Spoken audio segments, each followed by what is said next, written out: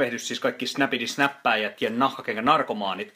Sain tuossa kuukausi sitten tällaiset Ostmo-kengät käyttööni ja haluan nyt kertoa niistä vähän teille. Se on siis tällaisesta norjalaisesta kaverista, joka on muuttanut Suomen Turkuun, opiskelee antropologiaa ja ihan vaan päättänyt alkaa tekemään todella siistejä kenkiä. Kaverin nimi on Lars Jensen, seuratkaa IG:ssä @folklore ja näette millaisia service boots kenkiä kaveri tekee. Siis tällainen hyvin Viberg-tyyppinen service boot, mutta tässä on tämmönen tietty norjalainen vibe taustalla. Siis tämmönen mage, vähän vintage meininki ja mallissa erityisesti tää leikkaus on sit sitä norjalaista vanhaa tämmönen erittäin kevytrakenteinen, pehmeätä suomalaista naudannahkaa oleva kenkä. Näitä on rankastu aika kovalla kädellä mun käytössä noin pari kuukautta. Haluan vähän tsekkaa, että miten nämä toimii ja on toiminut hyvin.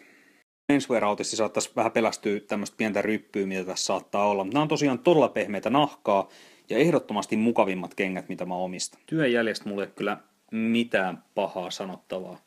Nämä on erittäin tarkkaa työtä kyllä olevat kengät. Mikä mulla näissä oli se, että mä kerran käytin näitä rannalla ihan tuoreena. Tää oli vielä vähän märkää liimaa täällä, niin tänne jäi semmoista pientä kiviröpöä vähän tonne sekaan. Se lähti. Lars siis ihan oikeasti tekee nää alusta saakka itse käsin. Seuraakaa tyylit.fi. Lars myy näitä pilottikenkiä muutamia siellä. Siis hinnoittelee tässä vaiheessa nämä pilottikengät 2-3 huntin luokkaa, mikä siis täysin käsin tehdyistä kengistä ei ole paljon.